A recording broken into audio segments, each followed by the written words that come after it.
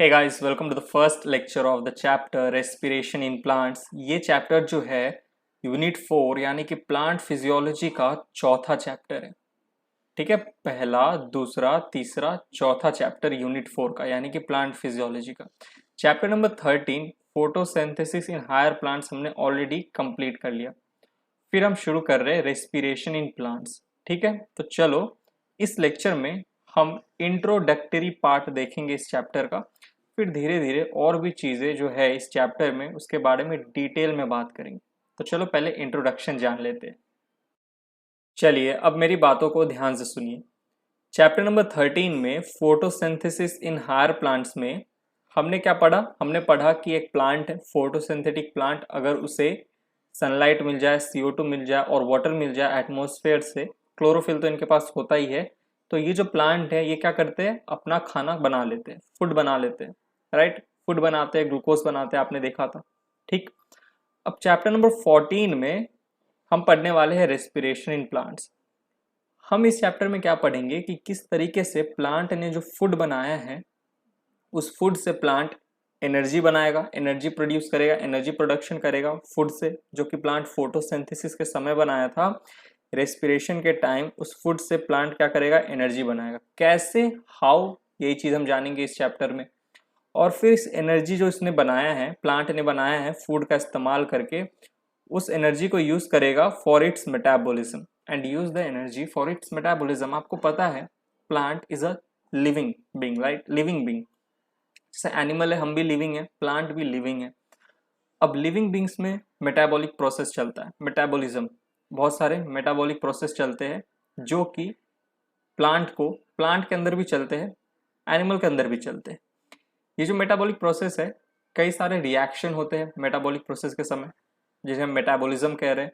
और ये जो केमिकल रिएक्शंस है ना, ये हमें लिविंग स्टेट में रखते हैं। जो मेटाबॉलिक प्रोसेस, जो मेटाबॉलिज्म है जो हमारे अंदर चल रहा है, प्लांट के अंदर चल रहा है, वो जिंदा रखते हैं एक लिविंग बींग को। ठीक है, ये एक लिविंग बींग का कैरेक्टरिस्टिक है मेटाबॉलिज्म। आपको पता होगा ये बात, राइट?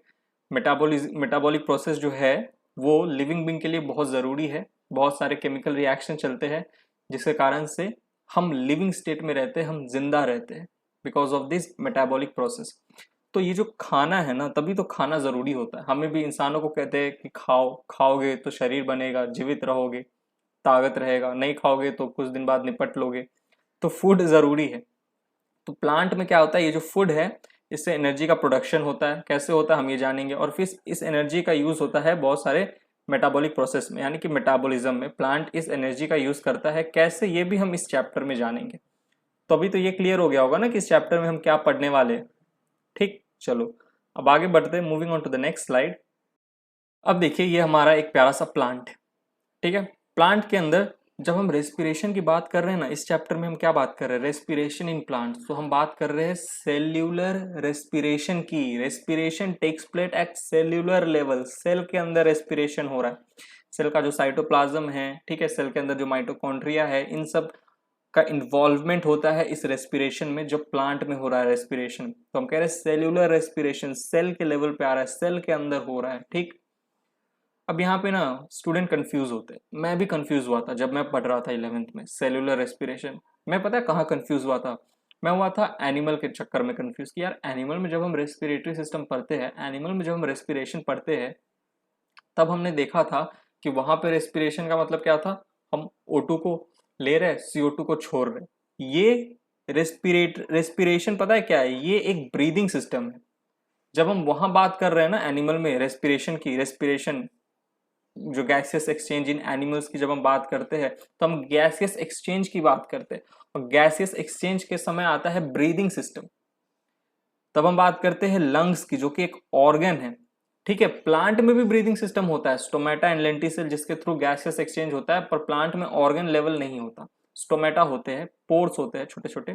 ठीक है, अब यहाँ पे पता है मैं क्या कंफ्यूज हुआ था कि यार प्लांट में मैंने माना चलो सेलुलर रेस्पिरेशन होता है सेल के लेवल पे, एनिमल में नहीं होता है क्या?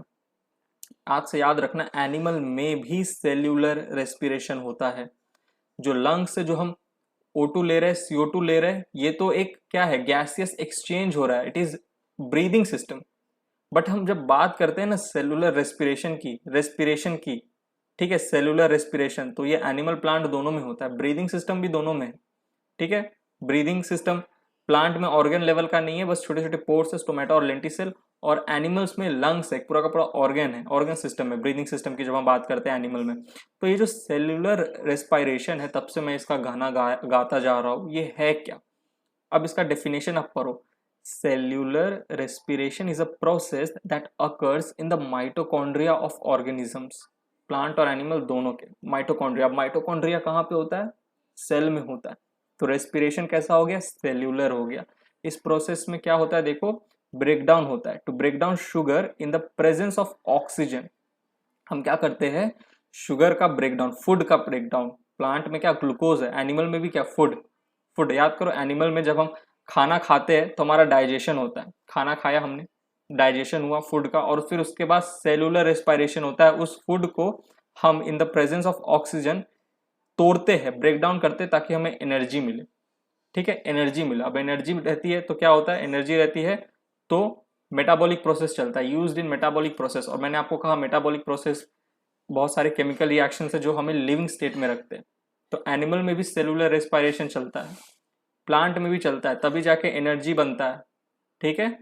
फूड का, एनिमल में हम फूड का क्या करते हैं, डाइजेशन किए, पचाए, फिर उस फूड उसका यूज होता है फिर सेलुलर रेस्पिरेशन में, ताकि हमें एनर्जी मिले और हमारा जो अंदर जितने भी मेटाबॉलिक प्रोसेस है वो सब चले सही से, तभी हम लिविंग स्टेट में रहेंगे, हम जिंदा रहेंगे, ठीक। प्लांट में देखिए respiration takes place at cellular level, हमने कहा सेलुलर रेस्पिरेशन, ठीक है। अब एनिमल के केस में तो देखिए क्या कहा यहाँ पे, इन the presence of O2, breakdown of food, ठीक है, ब्रेकडाउन ऑफ फूड, शुगर क्या फूड है ना, इन द प्रेजेंस ऑफ O2। अब एनिमल को कहां से O2 मिल गया, ब्रीदिंग सिस्टम से, हमने सांस लिया, O2 आ गया, और जो CO2 था छोड़ दिया, O2 आया। अब इस O2 का इस्तेमाल करके हम क्या कर रहे हैं, फूड का ब्रेकडाउन कर रहे हैं, और उससे हमें एनर्जी मिल रही है। प्लांट के केस में क्या है देखो, हम तो प्लांट पढ़ने वाले हैं ना, हमारा मेन फोकस किस पे है, प्लांट पे है, राइट। प्लांट के केस में क्या होता है, प्लांट जब फोटोसिंथेसिस करता है, आपको पता है फोटोसिंथेसिस करता है तो फूड बनाता है, और साथ ही साथ O2 भी रिलीज करता है। अब O2 एटमोस्फेयर में चला जाता है, ठीक है, कुछ O2 प्लांट अपने लिए भी रख लेता है, ठीक है, सारा एटमोस्फेयर में नहीं देगा, क्योंकि प्लांट जब सेलुलर रेस्पिरेशन करता है ना, तो प्लांट का जो रिक्वायरमेंट है ना O2 का, बहुत मिनिमम है।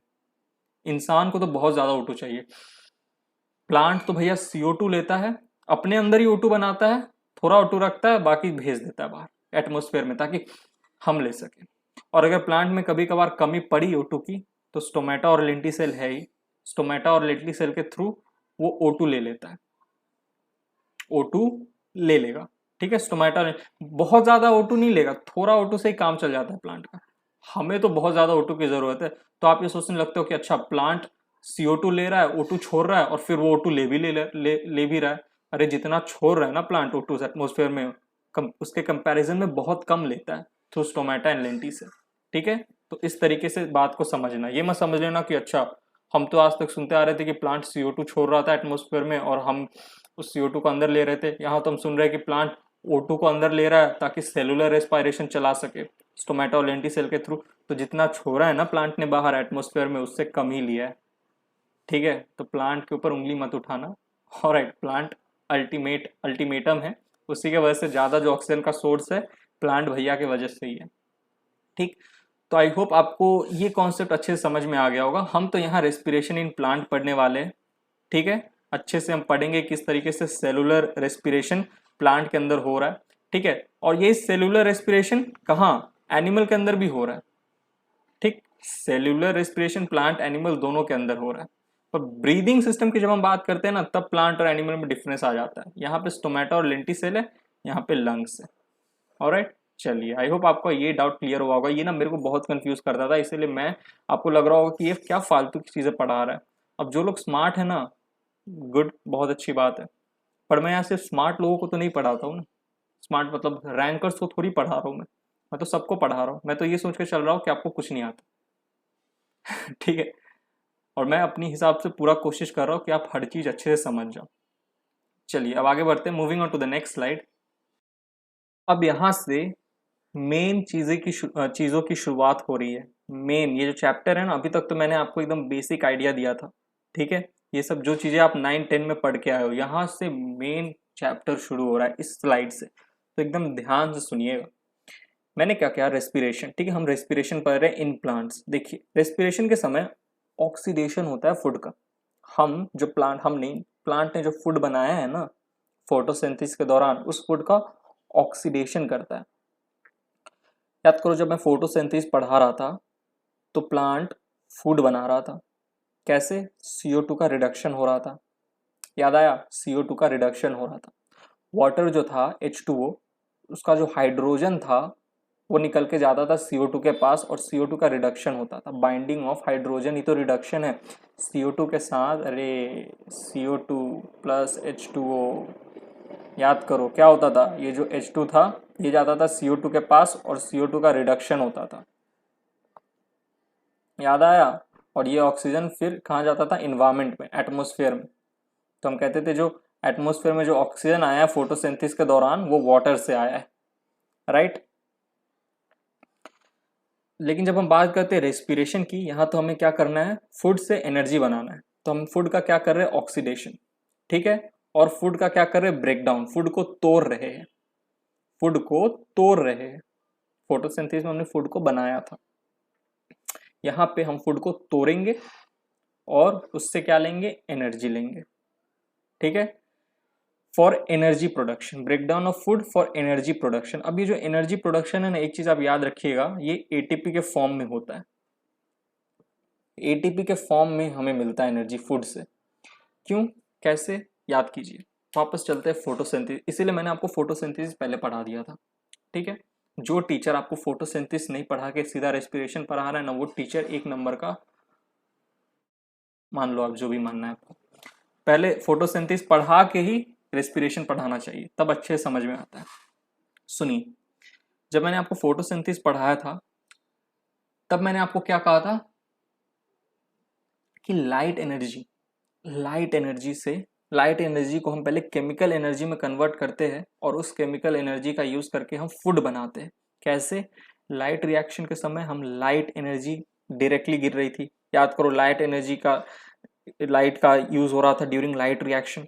और लाइट रिएक्शन में हम क्या बना रहे थे, एटीपी और NADPH2 बना रहे थे ना। एटीपी क्या था, एनर्जी तो है। लाइट एनर्जी को हमने केमिकल एनर्जी में कन्वर्ट किया। केमिकल एनर्जी किस फॉर्म में, एटीपी के फॉर्म में। वो जो है वो केमिकल एनर्जी है। एटीपी के पास एनर्जी कहाँ से आई, अरे लाइट से आई, तभी तो लाइट रिएक्शन के समय हमने एटीपी बनाया, ठीक है। क्या था वो, लाइट एनर्जी, ठीक है। इसे हमने किस में कन्वर्ट किया, केमिकल एनर्जी में, केमिकल एनर्जी। और फिर इस एटीपी का यूज किया था हमने डार्क रिएक्शन में और हमने फूड बनाया था, ठीक है। अब उसी फूड को हम वापस से तोड़ेंगे और उससे हम एनर्जी लेंगे, तो किस फॉर्म में, एटीपी के फॉर्म में, ठीक है, फॉर एनर्जी। क्योंकि अब बोलोगे सर फूड के अंदर एनर्जी कहाँ से आ गई, तो वो फूड के अंदर वही लाइट वाली एनर्जी है।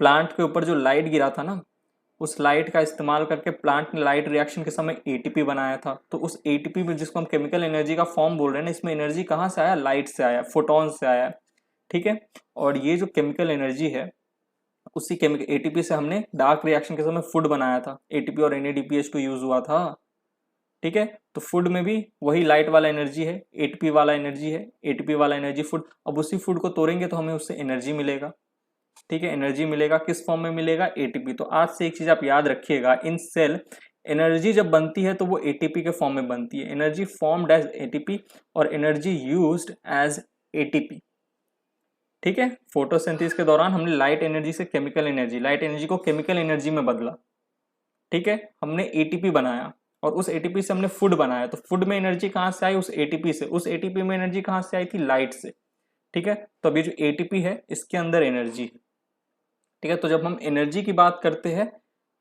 हम लिविंग बींग्स में एटीपी की बात करते हैं, ठीक। तो in cell energy formed as ATP और एनर्जी यूज्ड एज एटीपी। जब यूज होगा कहीं पे एनर्जी तो वो एटीपी के फॉर्म में होगा, और कहीं बनेगा, जैसे रेस्पिरेशन के समय हम एनर्जी बनाएंगे फूड को तोड़ के, ब्रेकडाउन ऑफ फूड, तो वो बनेगा एटीपी के फॉर्म में, ठीक। चलिए, तो एटीपी जो है केमिकल एनर्जी है used in many metabolic process, और फिर उस एटीपी का जो एनर्जी बना है उससे हम बहुत सारे मेटाबॉलिक प्रोसेस में यूज करेंगे, बहुत सारी मेटाबॉलिक प्रोसेस चलेगी जिससे हम लिविंग स्टेट में रहेंगे, जिससे प्लांट लिविंग स्टेट में रहता है। अब मैं बार बार हम बोल बोल के नहीं समझाऊंगा क्योंकि हम यहाँ प्लांट पढ़ रहे हैं और मैं हूँ एनिमल। ठीक है, कहीं कभार कोई एग्जाम्पल की जरूरत पड़ गई तो मैं वहां पे एनिमल का एग्जाम्पल देके आपको प्लांट के अंदर का फंक्शन भी समझा दूंगा, क्योंकि हम इंसान हैं, हमारे अंदर जो होता है ना वो चीज़ हमें अच्छे से पता रहती है और इसके थ्रू हम दूसरों का भावना भी जान लेते हैं। ठीक है, समझ रहे हो ना। तो देखो, प्लांट की बात करें तो रेस्पिरेशन होता है, उसमें ऑक्सीडेशन ऑफ फूड होगा। रेस्पिरेशन के टाइम में फूड का ऑक्सीडेशन होता है, ब्रेकडाउन होता है और उससे हमें एटीपी मिल जाता है फॉर एनर्जी प्रोडक्शन। ठीक है, एनर्जी जब बनेगा किस फॉर्म में बनेगा प्लांट में, एटीपी के फॉर्म में। ठीक है, प्लांट को एनर्जी मिल जाता है एटीपी के फॉर्म में, और यूज किस फॉर्म में होता है वो एनर्जी प्लांट के अंदर, एटीपी के फॉर्म में। अब ये जो एटीपी है ये केमिकल एनर्जी है। ठीक, लाइट एनर्जी से केमिकल एनर्जी एटीपी, और ये यूज होता है in many metabolic process in the plant. ठीक है, और प्लांट को वो जीवित रखता है ये सब मेटाबॉलिक प्रोसेस। ऑलराइट, इतनी बातें आपने समझी। अब ऑक्सीडेशन क्या है?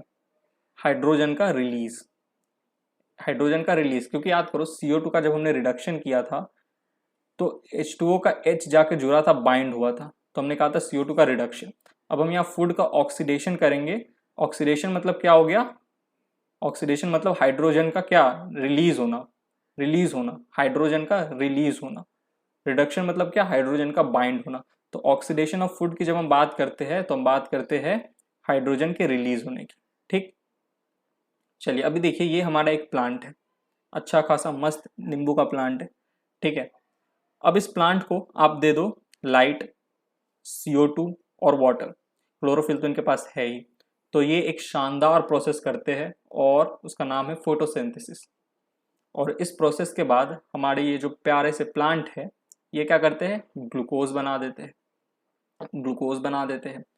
ग्लूकोज का फॉर्मूला है C6H12O6, और ये जो ग्लूकोज में जो ये CC बॉन्ड होता है ना, 6 कार्बन है ना, तो ये जो CC बॉन्ड होता है, ठीक है, CC बॉन्ड, आप ध्यान से सुनिएगा, इसी के अंदर एनर्जी होता है, energy is present in this bond. ठीक है, मैंने आपको क्या कहा था? लाइट एनर्जी से लाइट रिएक्शन चलता है फोटोसिंथेसिस के समय। ठीक है, फोटोसिंथेसिस के समय, और लाइट एनर्जी को हम केमिकल एनर्जी में बदलते हैं, यानी कि एटीपी बनता है, और उस एटीपी से क्या, एटीपी को यूज करके हम डार्क रिएक्शन चलाते हैं और ग्लूकोज बना लेते हैं। ठीक है, ग्लूकोज बना लेते हैं। तो ग्लूकोज में एनर्जी कहां से आई? लाइट से, फिर केमिकल एनर्जी में हमने कन्वर्ट किया एटीपी, और उस एनर्जी का यूज करके हमने ग्लूकोज बनाया है, तो ग्लूकोज फूड में एनर्जी होगी। अब हम फूड को तोड़ेंगे तो हमें उससे एनर्जी मिल जाएगी। तो ये जो फूड है हमारा ग्लूकोज है, इसमें एनर्जी स्टोर होगा, कहीं ना कहीं एनर्जी प्रेजेंट होगा। कौन सी एनर्जी? लाइट वाली एनर्जी। राइट, लाइट वाली एनर्जी। फोटोसिंथेसिस के समय लाइट एनर्जी से प्लांट ने क्या किया? फूड बना लिया, लाइट एनर्जी का यूज करके। तो ये जो एनर्जी है ये कहाँ प्रेजेंट है? ग्लूकोज में। कहाँ? तो आप कहो CC बॉन्ड में, जो कार्बन कार्बन बॉन्ड होता है ना ग्लूकोज में, वहीं पे ये एनर्जी प्रेजेंट होती है। ठीक, अब अगर हमें इस ग्लूकोज से एनर्जी चाहिए तो हम क्या करेंगे? इसे तोड़ देंगे। जैसे आप कार्बन CC बॉन्ड को तोड़ोगे ना, ब्रेक डाउन करोगे, यानी कि ब्रेक डाउन ऑफ फूड, जैसा कि मैंने कहा ब्रेक डाउन ऑफ फूड, तो क्या होगा? देखो, जैसे आप कार्बन कार्बन बॉन्ड को ब्रेक करोगे तो आपको एटीपी मिल जाएगा, और यही तो हमें करना था। ठीक है, हमने फोटोसिंथेसिस से जो फूड बनाया उससे हमें एनर्जी चाहिए था। तो ये जो फूड है, ग्लूकोज है, इसमें एनर्जी कहाँ स्टोर है? CC बॉन्ड में। आपको समझ में आ रहा है ना जो मैं पढ़ा रहा हूँ? नहीं आ रहा तो कमेंट सेक्शन में पूछिएगा, क्योंकि ये जो चैप्टर है ना, ये सीधा सीधी मत आ जाना देखने। जो फोटोसिंथेसिस देख के आए हो ना, फोटोसिंथेसिस जिसका अच्छे से पढ़ा हुआ है वही आना इस चैप्टर को देखने, रेस्पिरेशन। ठीक, चलिए, तो CC बॉन्ड ब्रेक हुआ तो हमें एटीपी मिल गया। ठीक, एटीपी। अब एक चीज सुनिए, आपने थर्मोडायनेमिक्स में पढ़ा है, हमने पढ़ा है, मैंने नहीं, तुमने ही पढ़ा है। थर्मोडायनेमिक्स है ना, फिजिक्स में भी और केमिस्ट्री में, दोनों में ही तो है थर्मोडायनेमिक्स। थर्मोडायनेमिक्स का एक लॉ है कि when energy converts from one form to another form the conversion is not 100%। कभी 100% कन्वर्जन नहीं होता एनर्जी का। मैंने क्या कहा? फोटोसिंथेसिस के समय लाइट एनर्जी केमिकल एनर्जी में कन्वर्ट हो रही थी, एटीपी। ये जो कन्वर्जन था ना, ये 100% नहीं था। ठीक है, जितना लाइट एनर्जी में एनर्जी थी उतना आपको इस एटीपी में नहीं मिलेगी, कुछ ना कुछ लॉस हो जाती है, 100% कन्वर्जन नहीं होता। और उस एटीपी से, उस एटीपी की एनर्जी जो थी केमिकल एनर्जी, उससे हमने फूड बनाया, तो फूड में एनर्जी आ गई। अब ये जो एनर्जी आई है एटीपी से फूड के अंदर, जब हम फूड बना रहे हैं ठीक है, ये जो एनर्जी लाइट वाली एनर्जी पहले कहाँ आई, एटीपी में, केमिकल एनर्जी में, फिर इससे फूड बनाया हमने। तो यहाँ पे भी जो कन्वर्जन हुआ एटीपी से, जब हमने उसको यूज करके फूड बनाया ना, तो ये कन्वर्जन भी 100% नहीं था, क्योंकि थर्मोडायनेमिक्स का ये लॉ है, ये मैं नहीं बोल रहा अपने मन से, कुछ भी नहीं पढ़ा रहा, ये लॉ है कि when energy converts from one form to another form the conversion is not 100%, कुछ ना कुछ एनर्जी लॉस हो जाती है आपको। जैसे ग्लूकोज में मान लो 100% एनर्जी है, ठीक है, तो जब आप एटीपी बनाओगे ना तो आपको पूरा इसमें 100% एनर्जी नहीं मिलेगा, कुछ एनर्जी लॉस हो जाती है, ठीक है। कन्वर्जन जो है वो 100% नहीं होता। जैसे 100 ग्लूकोज, ठीक है, 100 एनर्जी, इससे अगर आप एटीपी बनाओगे तो आपको एकदम 100 एनर्जी वाली एटीपी नहीं मिलेगी। मतलब समझाने का जो मेरा तात्पर्य है, मैं जो समझाना चाहता हूँ आपको समझ में आ रहा होगा, 100% कन्वर्जन नहीं होता। तो आप पूछोगे अच्छा सर तो एनर्जी जाता कहाँ है, आपने कहा कि 100% एनर्जी कन्वर्जन नहीं होता, बीच में लॉस हो जाता है, तो वो जाता कहाँ है, वो हीट के फॉर्म में जो रिमेनिंग एनर्जी है वो रिलीज हो जाती है हीट के फॉर्म में, ठीक है। तो ग्लूकोज में जो एनर्जी है उससे हम एटीपी बनाएंगे, इसको तोड़ के, ठीक है, इसको तोड़ेंगे, फूड को तोड़ेंगे, तो कुछ एनर्जी जो है उससे, ग्लूकोज का जो कुछ एनर्जी है उससे तो हम एटीपी बना लेंगे, ठीक है। और वो भी एटीपी भी क्या है, एक एनर्जी है, for energy production ATP. Glucose से कुछ ग्लूकोज का हम क्या करेंगे, तोड़ के सीसी बॉन्ड को तोड़ के, क्योंकि सीसी बॉन्ड में क्या एनर्जी है, तो सीसी बॉन्ड को जब हम तोड़ेंगे तो कुछ एनर्जी का हम एटीपी बना लेंगे फॉर एनर्जी प्रोडक्शन। और जो रिमेनिंग एनर्जी होती है, ज्यादातर एनर्जी होती है वो हीट के फॉर्म में बाहर निकल जाती है। थोड़ी ही एनर्जी का ग्लूकोज के अंदर, जो थोड़ी एनर्जी है सीसी बॉन्ड के अंदर, उसी से आप एटीपी बना पाओगे, ज्यादा जो एनर्जी होती है वो हीट के फॉर्म में बाहर निकल जाती है, समझे। अब देखिए, ये जो हीट के फॉर्म में निकल गई, ठीक है, क्यों निकली, क्या कारण है, व्हाट वाज द रीजन। हम ग्लूकोज से, फूड से जो एटीपी एनर्जी बना रहे हैं पूरा ही बना लेते, इतना क्यों निकल गया हीट के फॉर्म में, ठीक। जब सीसी बॉन्ड ब्रेक हुआ तो कुछ एनर्जी का हमने एटीपी बना लिया, कुछ ग्लूकोज की एनर्जी का हम एटीपी बना लिए, और बाकी रिमेनिंग एनर्जी के फॉर्म में निकल गया। ऐसा क्यों होता है, तो इसका एक लॉ है, लॉ नहीं, इसका एक कॉन्सेप्ट सुनिए। आप बैठे हुए हो मस्त एक कमरे में, ठीक है, आप एक कमरे में बैठे हुए हो, फोन चला रहे हो, ठीक है, और ऊपर एसी चल रही है, ऑलराइट। अब आप यहाँ आराम से बैठे हो, आपके अंदर भी क्या चल रहा है, सेलुलर रेस्पिरेशन। मैंने कहा ह्यूमन के अंदर भी सेलुलर रेस्पिरेशन चलता है, राइट। तो आपके अंदर आप खाना वाना खा के बैठे हो मस्त, ऑलराइट, खाना वाना खा, अंदर फूड डाइजेशन हो रहा है, फिर सेलुलर रेस्पिरेशन चलेगा फूड का।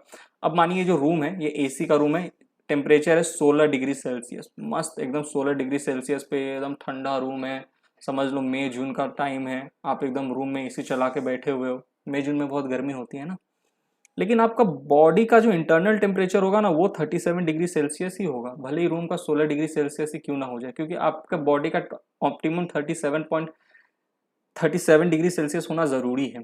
ऊपर नीचे होता है तो फीवर हो जाता है, तबीयत खराब हो जाती है।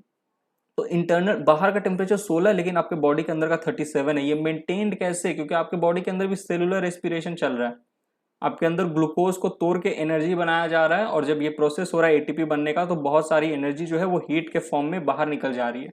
बहुत सारी एनर्जी जो है, कम ही एनर्जी का हम एटीपी बना पाते हैं, ज्यादातर एनर्जी जो है ग्लूकोज की वो किसके फॉर्म में, हीट के फॉर्म में निकल जाती है। तो क्यों निकल रही है, ताकि आपके अंदर का जो बॉडी का जो इंटरनल टेम्परेचर है ना वो 37 डिग्री सेल्सियस मेंटेन रहे, क्योंकि इस टेम्परेचर पे आपका जो ऑप्टिमम टेम्परेचर, इस पे बहुत सारे पीएच जो है, बहुत सारे अंदर में जो एंजाइम का जो पीएच है, एंजाइम का टेम्परेचर, सब कुछ मेंटेन रहता है, आपका बॉडी सही से फंक्शन कर पाता है।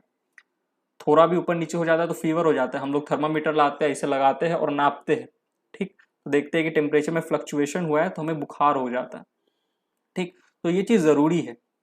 आप खाना खाए हो, मस्त फ़ोन चला रहे हो, खाना खाए हो, फूड का डाइजेशन हुआ, सेलुलर रेस्पिरेशन हुआ, ठीक है, फूड का डाइजेशन, फिर सेलुलर रेस्पिरेशन, तो एटीपी बन रहा है, एटीपी बन रहा है, आपके अंदर ताकत आ रहा है, आप फोन को मस्त चला रहे हो, गेम वेम खेल रहे हो कुछ, ठीक है, एनर्जाइज्ड हो, ठीक है, एटीपी बन रहा है आपके बॉडी के अंदर, और साथ ही साथ हीट भी रिलीज हो रहा है।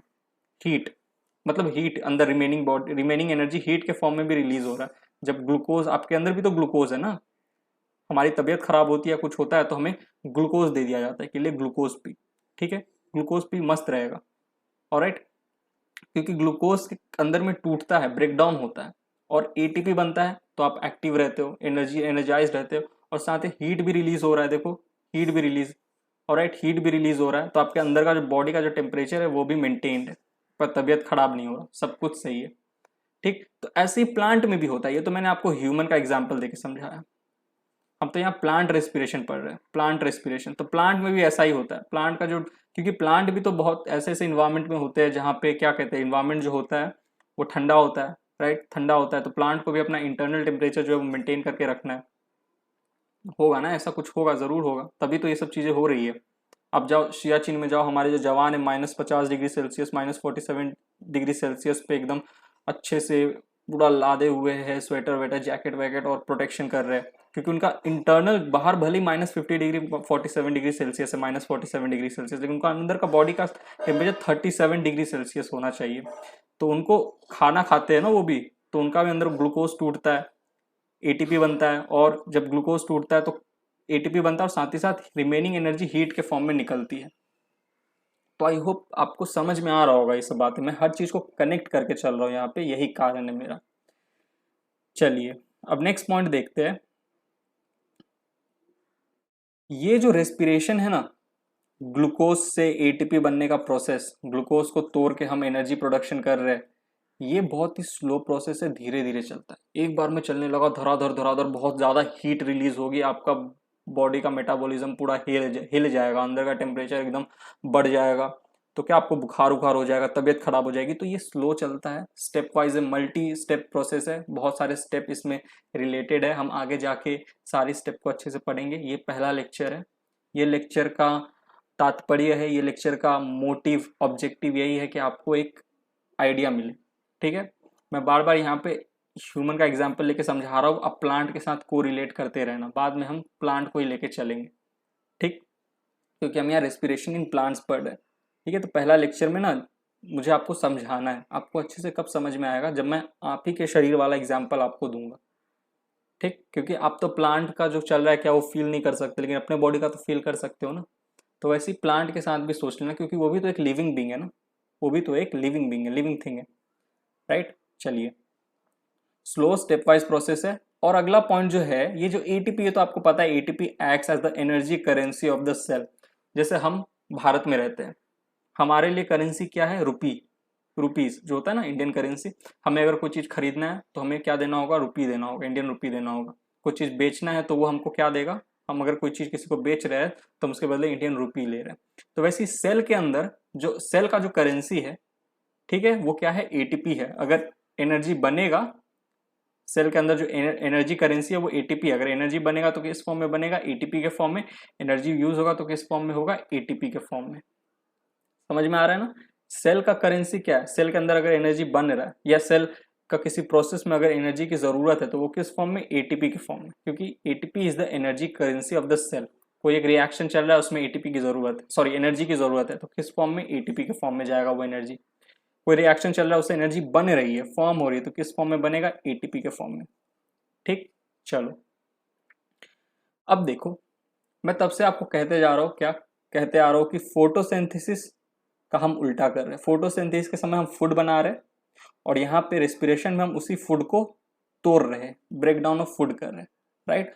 तो क्या है, देखो इक्वेशन देखो, यहाँ पे हमारा ग्लूकोज है, फूड है, ठीक है, हम इसे तोड़ते हैं, और राइट तोड़ते हैं फूड को, तो मतलब ग्लूकोज को तोड़ते हैं, तो इसमें देखो वाटर मॉलिक्यूल, 6 वाटर मॉलिक्यूल और 6 ऑक्सीजन और 6 वाटर मॉलिक्यूल लगता है, और हम फिर तोड़ते हैं तो 6 CO2 रिलीज होता है, 12 H2O, राइट, और 686 किलो कैलोरी एनर्जी भी रिलीज होती है।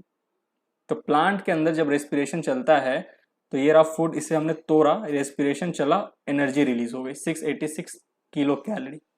ठीक, अब फोटोसिंथेसिस के समय हम क्या पढ़ते थे, प्लांट में जब फोटोसिंथेसिस होता था क्या होता था, देखो CO2 रहता था, वाटर मॉलिक्यूल रहता था, और इससे क्या जाता था, याद आया, H2 जाता था, और वाटर का रिडक्शन होता था, रिडक्शन होता था। तो अगर इसी इक्वेशन को मैं ऐसे पढ़ूं तो रेस्पिरेशन है, और अगर ऐसे पढ़ूं तो फोटोसिंथेसिस है। ठीक है, तो हम क्या कर रहे थे, फोटोसिंथेसिस में फूड बना रहे थे, यहाँ पे हम फूड को तोड़ रहे हैं, ब्रेक डाउन ऑफ फूड। और फूड को जब हम तोड़ते हैं तो क्या होता है, एनर्जी प्रोडक्शन होता है। ठीक है, किस में हो रहा है, प्लांट के अंदर हो रहा है। प्लांट ने क्या किया, एनर्जी, सॉरी, प्लांट ने फूड बनाया, फोटोसिंथेसिस के दौरान, ऑलराइट, और फूड को तोड़ा, ठीक, तो एनर्जी निकला 686 किलो कैलोरी। तो हम कहते हैं रेस्पिरेशन एक एक्सर्गोनिक प्रोसेस है। एक्सर्गोनिक प्रोसेस, अभी के लिए आप इतना याद रख लो, एक्सर्गोनिक प्रोसेस जिसमें नेट एनर्जी रिलीज हो रही है, प्रोड्यूस हो रही है, कोई ऐसा रिएक्शन। तो ये एक ऐसा प्रोसेस है जिसमें एनर्जी क्या हो रही है, रिलीज हो रही है, 686 किलो कैलोरी। तो हम कहते हैं respiration in plant is exergonic process. Cellular respiration जो है वो एक एक्सर्गोनिक प्रोसेस है। रेस्पिरेशन की जब हम बात करते हैं तो हम सेलुलर, अब से मैं कहीं पे भी रेस्पिरेशन बोलूंगा ना तो समझ जाना सेलुलर रेस्पिरेशन की बात हो रही है, ठीक। ब्रीदिंग सिस्टम आपके दिमाग में नहीं आना चाहिए, O2 ले रहा है, CO, हाँ O2 ले रहा है, CO2 छोड़ रहा है, वैसा कुछ नहीं आना चाहिए, ठीक है। प्लांट में हम भी बात कर रहे हैं, हम सेलुलर रेस्पिरेशन की बात कर रहे हैं, ठीक है। रेस्पिरेशन यानी कि सेलुलर रेस्पिरेशन, हम रेस्पिरेशन इन प्लांट्स पढ़ रहे हैं। वापस एक बार रिवीजन, क्या होता है, ऑक्सीडेशन होता है फूड का, स्लो स्टेप वाइज प्रोसेस है। ब्रेकडाउन होता है फूड का, ठीक, मैंने कहा ब्रेकडाउन होता है तो उससे हमें एटीपी मिलता है फॉर एनर्जी प्रोडक्शन, जो कि एटीपी है, क्योंकि एटीपी जो है अगर एनर्जी फॉर्म हो रहा है तो एटीपी के फॉर्म में होता है, यूज होता है तो एटीपी के फॉर्म में होता है, क्योंकि ATP acts as the energy currency of the cell, ठीक। तो यहाँ पे देखो फोटोसिंथेसिस हुआ, ऑक्सीडेशन मतलब क्या है, हाइड्रोजन का रिलीज होना। यहाँ पे पूरा क्या हो रहा है, देखो फोटोसिंथेसिस चल रहा है, ग्लूकोज बन रहा है। ग्लूकोज में एनर्जी कहाँ पे स्टोर है, present in the bond, CC bond. इसको जब हम तोड़ते हैं, सीसी बॉन्ड को ब्रेक डाउन करते हैं तो हमें एटीपी मिलता है।